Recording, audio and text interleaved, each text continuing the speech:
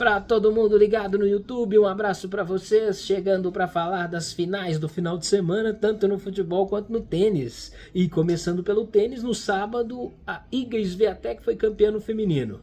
Um duplo 6-0, que na linguagem do tênis é conhecido como bicicleta, resultado chama bicicleta, 6-0, 6-0, venceu a americana Anisimova e foi campeã em Wimbledon, né, na grama sagrada da Inglaterra. E um resultado que o 6-0 ele surpreende um pouco porque a adversária não venceu nenhum game, né? E a adversária que tirou a número 1 do mundo na semifinal, a Aryna Sabalenka, mas na final não foi páreo para a polonesa Iga Swiatek. No domingo, a final masculina entre o número 1 e o número 2 do mundo, e Jannik Sinner, o número 1, levou a melhor. Acabou saindo atrás. Ele perde o primeiro set para o Carlos Alcaraz, um final de set muito bacana, e depois consegue os 3 sets seguintes fazer 3-1, venceu o espanhol que pela primeira vez perdeu uma final de Grand Slam. Era sua quinta final, ele tinha vencido as outras 4 e dessa vez ele perdeu, e Jannik Sinner é campeão em Wimbledon pela primeira vez, o italiano. Passando para o futebol, falando da final da Copa do Mundo de Clubes, né, um resultado que surpreendeu bastante, pelo menos para mim, que esperava um Paris Saint-Germain jogando melhor, um Paris Saint-Germain mais letal, né, assim como foi em toda a competição, foi no decorrer da temporada, na Liga dos Campeões também, né, o time no decorrer da temporada mostrou muito isso, mas no jogo decisivo, no jogo do vamos ver mesmo, não conseguiu. E o PSG surpreendeu, dominou o meio de campo e conseguiu com o Palmer jogando bastante. Cucurella, né, que é um cara muito chato no jogo. E João Pedro também jogando bastante.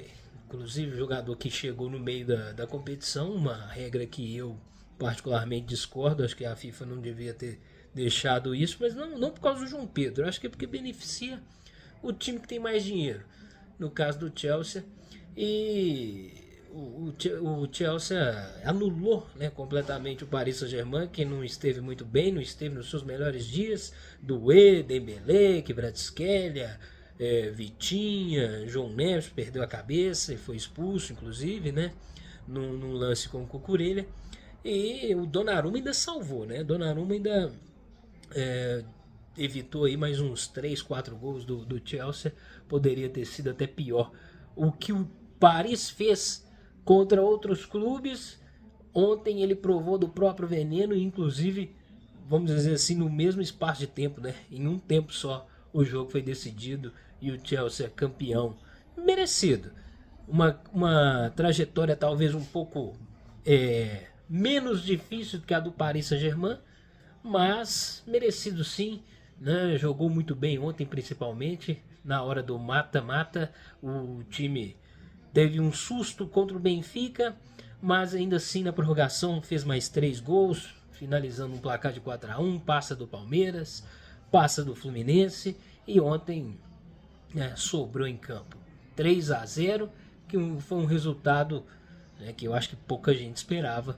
Esse que foi um confronto interessante, né? Porque foi entre o campeão da Champions League e o campeão da Conferência, né? Não tem essa recopa, tem entre o campeão da Champions e da Liga Europa, né? Que vai ser contra o Tottenham, que o Paris vai jogar.